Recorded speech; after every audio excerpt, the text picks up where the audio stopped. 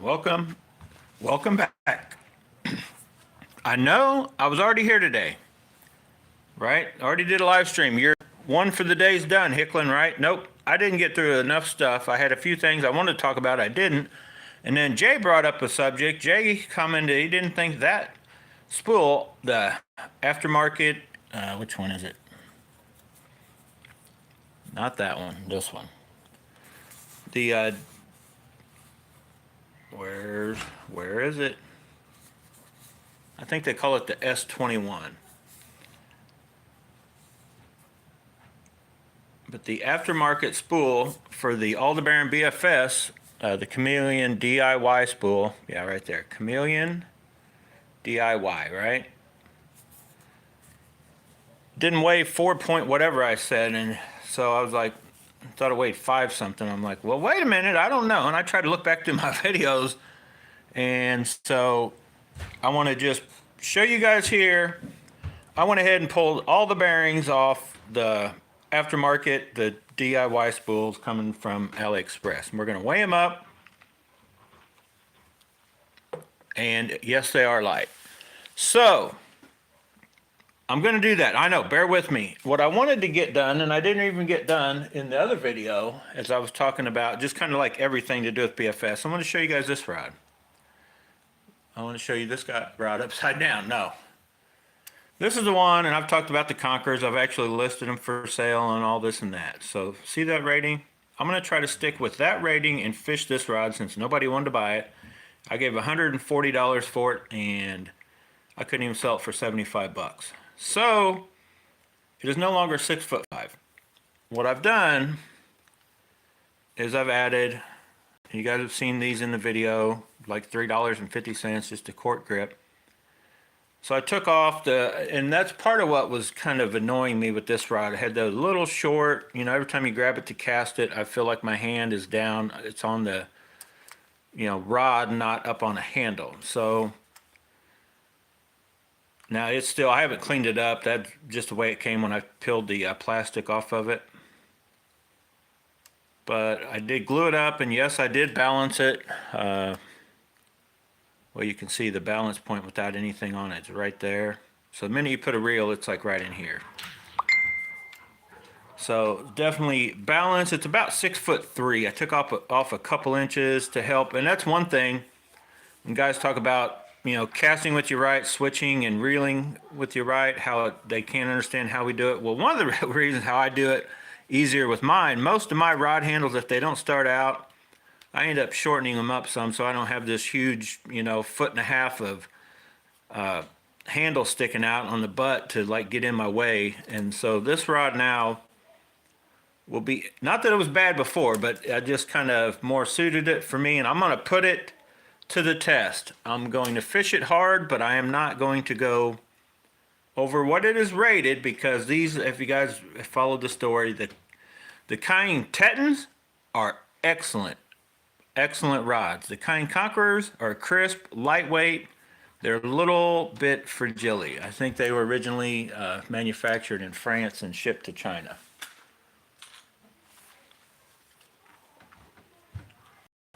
So now that we got that out of the way, I'm going to talk about one more thing, and then we'll jump to the spool weight and talk a little bit more about spools.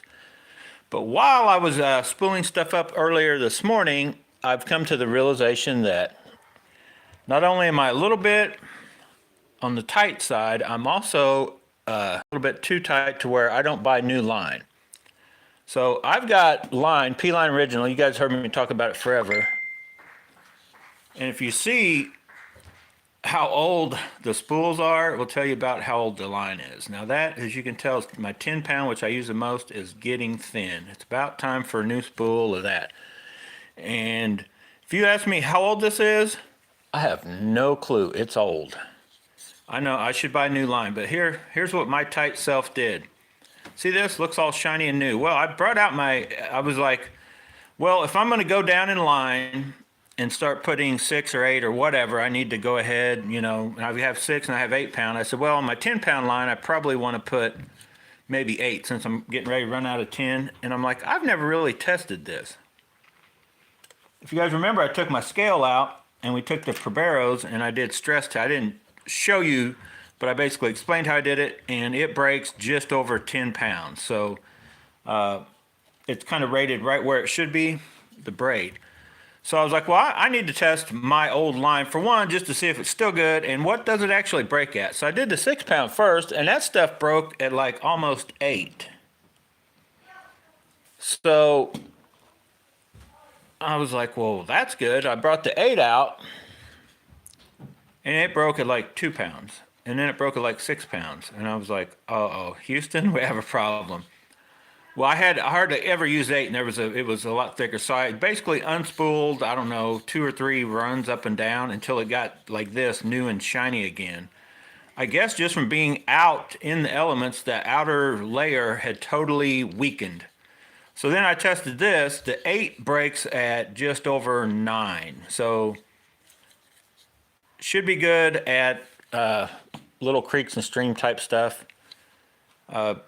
Probably anywhere where I'm using 10 on like the light and down rods.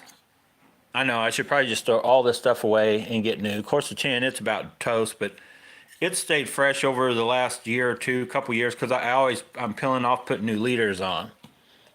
Then I've got my 15 pound test, which I didn't even test it, and I use it quite a bit too. Mainly 10 and 15. Occasionally I was going to 6. The 8 just kind of sat there, and so that's why it was really getting bad. So we've discovered that the 6 is very strong, so I don't have any worries about it. And the P line, it tends to be over a pound or so over its rated, what it's called for before it actually breaks. So we should be good there. Okay. Now, and I recommend, if you haven't seen how to tie on braid, if you want to, you're using braid, then you're going to use the leader. Jimmy at Raw Fishing, R-A capital W-R, Raw Fishing, you know who I'm talking about, right? If you don't, go check out his video. He describes it the best I've seen as far as tying the braid directly to the spool. So I'm not going to put my own video out on it. I'm not going to sit and show you how to do it, because he does a perfect example. The knot he has, it's kind of like a reverse uni knot in order to not have the teardrop like knot tied on when you normally make that, to where you kind of go back. But anyway, look at that video. I'm not going to link it below either. Raw Fishing, how to tie braid onto BFS spool, and you will find it. But that's what I'm going to start doing. I've done it on, I don't know which reels. I've done it a couple times, and it does seem to work. I'll just give you the quick, you guys want the quick rundown on how he does it? I'll give you that, and then we're going to weigh up spools. So basically, it's real simple. And the simplest way is to not even have the spool. You don't want the spool in the reel. You do want to go through the eye. So you're going to go through your line guide, right? You're going to go through the line guide just like you were, because you're going to have to spool the line on after you get the knot tied. So you're going to come through like that, like you normally would, before you then do whatever you do while the spool's in the reel. But then while the spool is out, here's how he did it and said he recommends it, is the way I recommend it. You don't even mess with the spool yet. You still got the spool. You don't even need the spool. So when you come to tie your knot, instead of tying, and you gave yourself a little bit of line, I'm doing this kind of all backwards. So all you have to do, like instead of normally you would tie, you'd come up here, hold these 2 lines together, wrap in, right, like this. You come around, kind of like how I've showed, which knot is I tie a lot when I do the double uni, is how I tie my braid to my leader. So it's the same knot, just one, but here's how you do it to where it just tends to lay better when it's on that spool. So follow along. So you come back around, and so instead of going like this and then wrapping, you come like this, to where you turn this where it's going the same way as the loop you created. Okay. Then you come back like this, and that's where you tie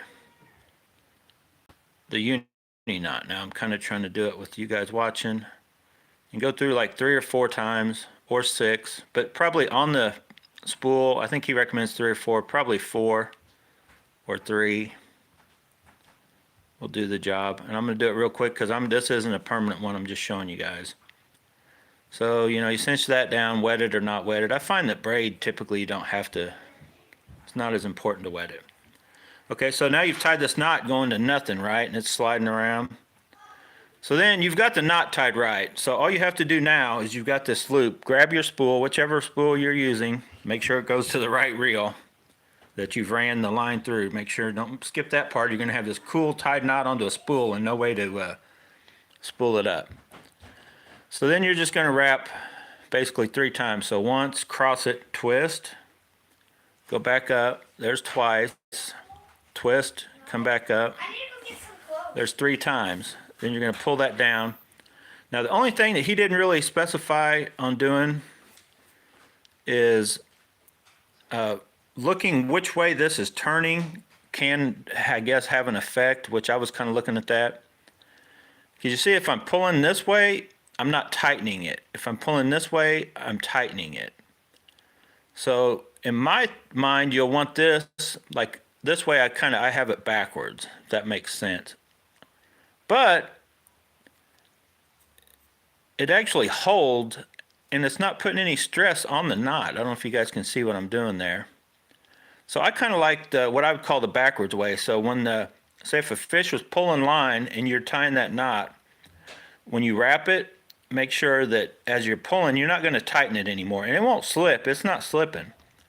But therefore, you're not really, I don't know if you guys can make it out. If you go the other way, when you're pulling like this. Like say if the fish spooled you, then it would be digging into that. To where this way, you're just kind of out there I don't know. I think that might be the toughest way to do it. That's the way I plan on doing it. But either way would work. And then either way with those 3 wraps, you can put the spool in, you know, cut your tag end off. There's a little bit of a tag end. Cut it off, put the spool in, and then you'll be good to go. And it's that simple. But anyway, check out his video.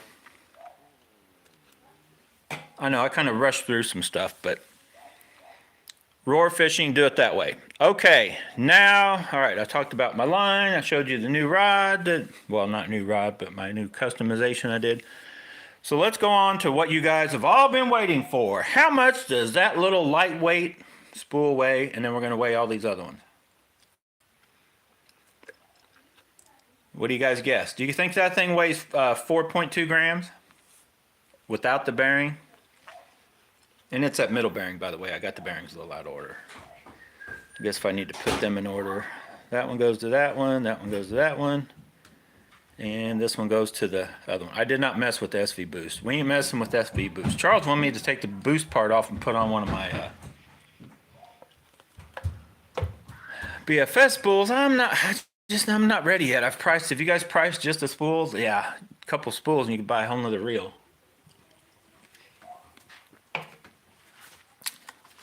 So without further ado, and just to show you that my scale, oh, that battery bar was a little bit down. To show you that the scale is accurate, we'll weigh, let's start with the heaviest spool. We'll go to the Daiwa SV Boost, the Zillion spool, okay? 13.333 whatever, right? Let me make sure that's zeroed out. So that's the SV Boost. It still has bearing and all that, so it's going to be, it's not really nowhere near that heavy of a spool. This is the stock, but it does have the aftermarket bearing, and I'm not messing with pulling it out. But that is the stock Shimano bearing, or Shimano BFS spool out of the Aldebaran. 7.6 with that little micro bearing, right? Okay, now we'll go with this tank. I pulled this bearing off because I was just curious. I was doing all these others. I might as well, right? So this thing actually lost a lot of weight.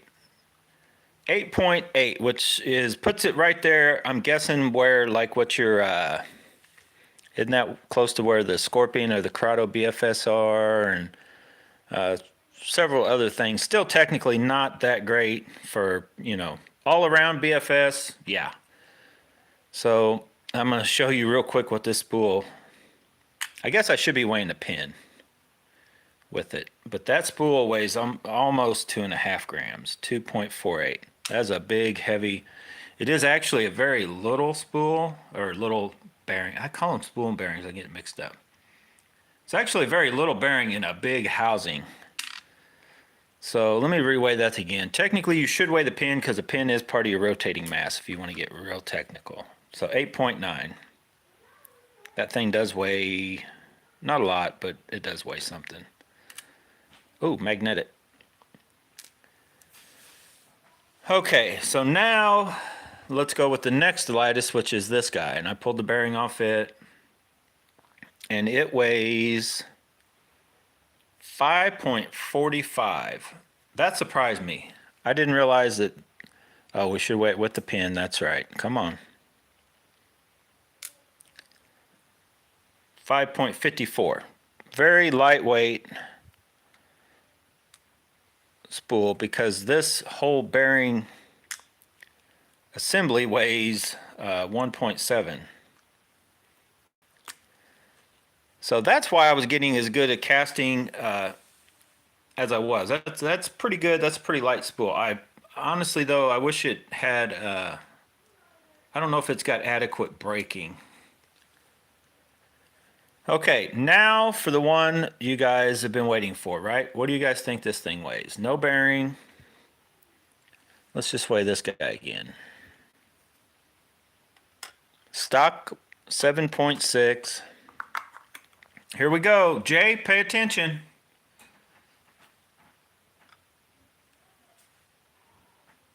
3.6.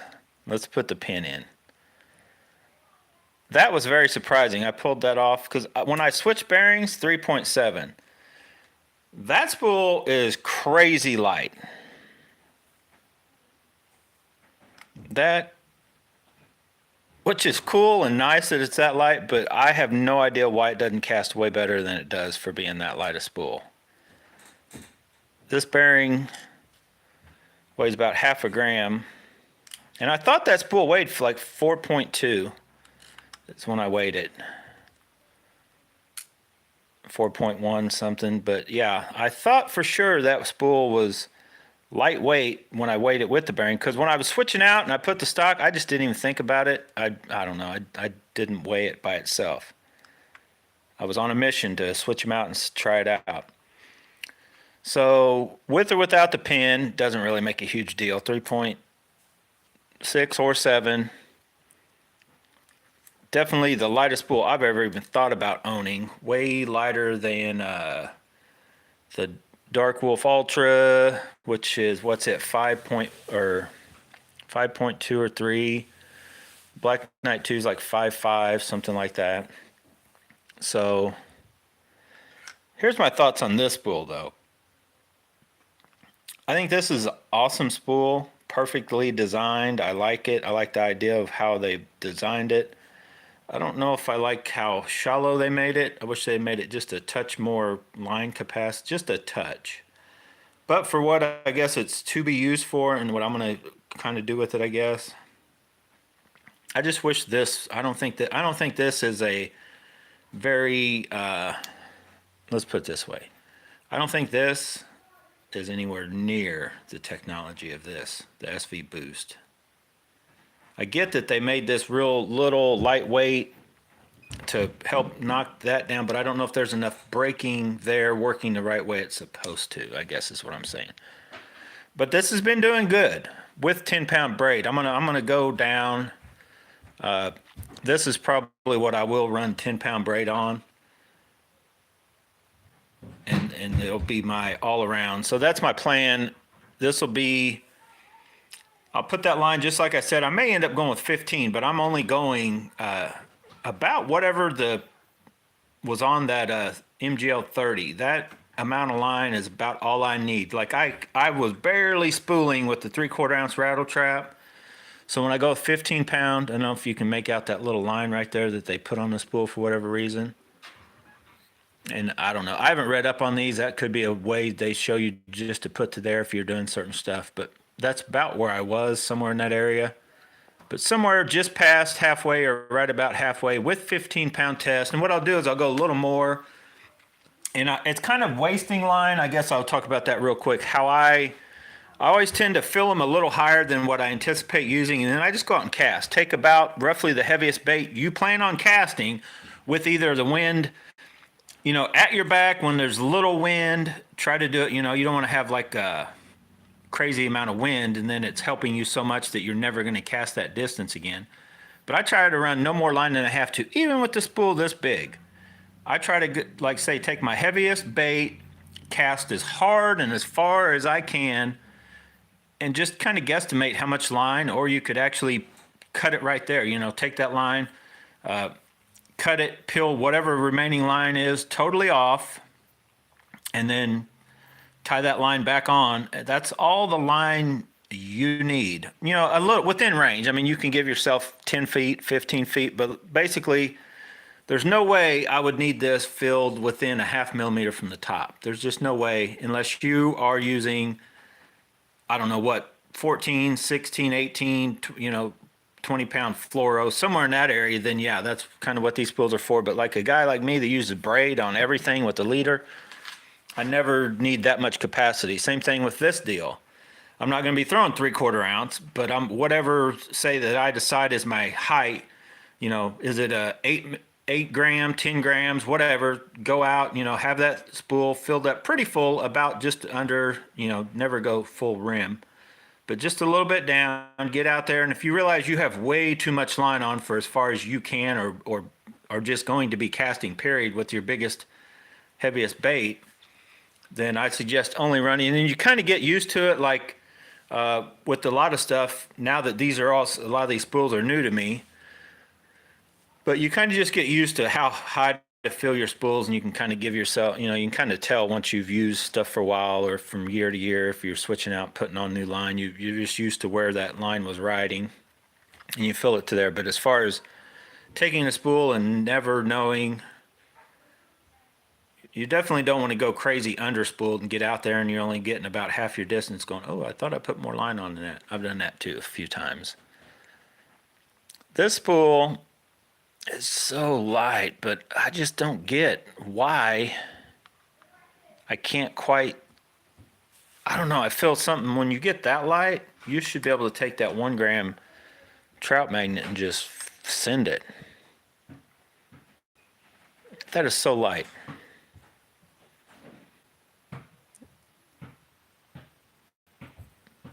Now, I knew from the time I bought it, like, it feels like you can't even hardly feel the weight. It's so, spread out on your hand. I don't know. It's crazy light.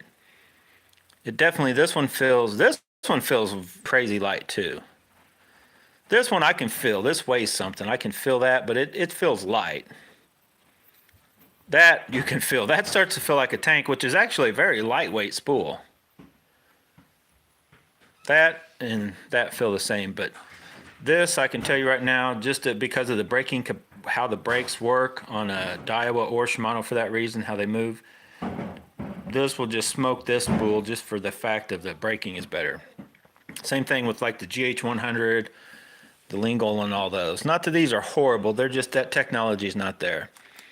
I also have this I found, I don't even remember where I got this. I have a whole nother assembly here off of, this may have been off a Daiwa imitation reel spool, I don't know, but I got that. Technically, if I wanted to play around with a few of these, I could, changing springs or something. So did I cover everything? I think I covered everything else in the other video. I'm going to, I was trying to explain what I'm going to do here. So this is going to have like 15-pound braid to a leader. That's going to be my regular stuff. And if you guys watch the videos, though, it's capable of going pretty low. Then this is going to be the one that will probably be, if I decide to use on a lighter rod, throw lighter stuff, but I'm still out in my boat, fishing, all these other places. But I'm going to designate like these two.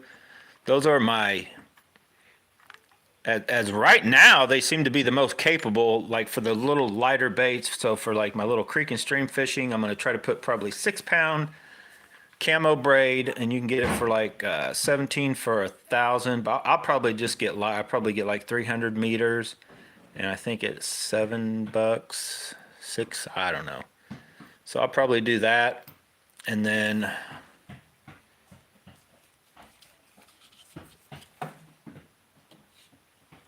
probably get 15 also in that color. That camo, I'm kind of going away. I bought 1,000 meters of the blue camo, and I kind of get to the point where I don't really like it anymore. A couple rods or reels that don't look bad on this, like the NRX rods and stuff like that, but I just like this. This is my, uh-oh, I hooked a treble hook. That's definitely my favorite color of braid in general. It's just that. Well, this Proberos, there's even a cheaper brand. I think I'm going to try them, and then Hercules. And the reason I'm going to try the other ones because I think that even though this says Proberos, the other says Hercules, and the other one says Diamante or something, I think that is all coming out of the same factory, just getting labeled different. So I'm kind of checking that, and if it does seem or because it looks the same. Like I asked Charles, I haven't compared it to his Hercules yet, because since I've got that, I haven't been down to Charles. But when he was up, I was like, does that look any different like your Hercules or the same thing? He goes, I think it's the same exact thing. So anyway, that's the plan. I may go ahead. I hadn't really planned on using any of these other spools. You know me, over the years, how I do it, normally I just slap a spool in one and that's just where it rides the whole time. But I may also do the same thing with this one. I may rig this spool with 10 pound and then swap them out and use that for on the CU double with the light tip on the regular stuff, and then when I go down, put it on like say the 522. I've got a couple other rods actually in the works. But with that spool with like 6 pound, or I don't know, I may just fish these with 6 pound on lighter rods in the along with the other stuff kind of thing. I haven't decided that 100% sure. So there's a possibility these two spools just won't get used. That SV Boost is definitely going to get used. Possibility though, I'll get a whole nother reel. So yeah. All right, guys, I'm going to keep this one under 30 minutes. I just wanted to finish up with what we had talked about and show you guys that yes, Virginia, there is a Santa Claus, and yes, this spool is amazingly light. But for whatever reason, when I was out there today and yesterday, this amazingly light spool was the easiest overhead cast, you know, overhead, whatever, casting the 1.7 grams, 10 pound, both of them 10, and I did check I think they roughly had about the same amount of line on them. This was just, it got a few feet further, and towards the end, it felt like once I got it on that number 6 setting, it felt just like it was more dialed in. And this one, I don't know what was going on. I don't know. Now that I see that weight without any, you know, what the true rotating mass is, 3.67, whatever, well under 4 grams. You know, even once you put line on it, I don't know, maybe I just need to, because I thought, didn't I have this one in the shootout where I put a 2 pound line on it and it didn't seem that great? I don't know. Stay tuned. I'm not done testing this system, just to, I don't know, trying to refine my BFS, the stuff I have. And don't forget, you'll be seeing this one out on the water. This will have more, not ultralight BFS. This is my more all-around BFS stuff. See that rating? 1/16 to 1/4, but a 1/16 is actually heavy or light for this. This rod is too heavy for that. It does not have the tip. Now, 1/16 ounce shaky head with a worm that's going to be double that weight. So 1/8 ounce or so up. Yeah, it might see that kind of action. But this Conqueror rod is definitely got the wrong rating for that kind of stuff. It says 4 to 12 pound, but it'll probably have 10-pound test, and I won't go over a 1/4 ounce roughly on the, like this rod, you probably won't see me throwing it with an 1/8 ounce weight and the zinkers, because I think that overall weight is a little heavier. You won't see me throwing 3/8 or 1/2 ounce chatterbaits or nothing like that on this rod. What's funny is though, this rod that is considered, to kayak anyway, this is a Teton, as a lighter rod, is actually, it's got a softer tip, but I've thrown all kinds of heavy stuff with this. It says 2 to 10 grams, but I've went to, I don't know, 20 grams. Now I wouldn't want to whip it back and cast it forward as hard as I could, because then it might snap, but I put it through some abuse, and that rod right there will flat take it. So, and I've also switched this out on it. I did away with, you can't, it has none of that, this is the one that was on it. And the reason I switched that on it, because if you look, see how much taller that is? The whole time I've owned this rod until now, I'd never, like, you didn't see that when you tightened up a reel on here.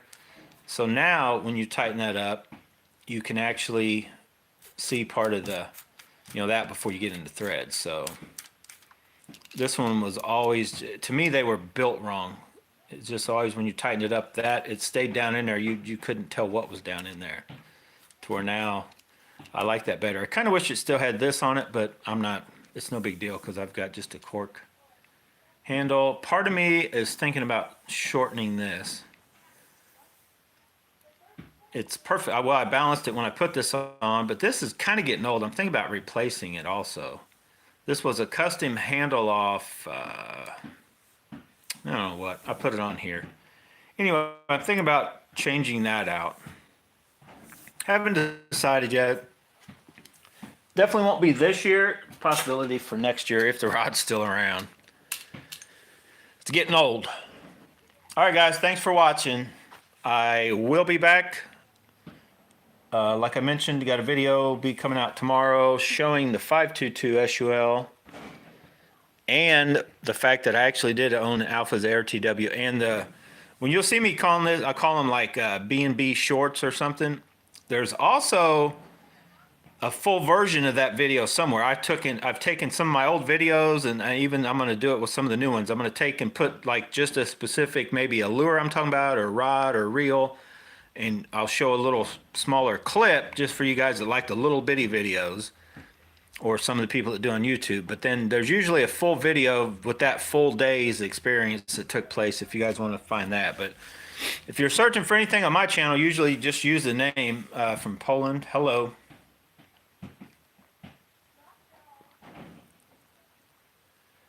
Anyway, guys, thanks for watching. Stay tuned. All kinds of BFS and regular bass fishing. Once that chatterbait bites on, BFS is out until that chatterbait bite slows down for that time of day and it's time to switch to worms or something else. But we're about to go full bait casting gear come spring.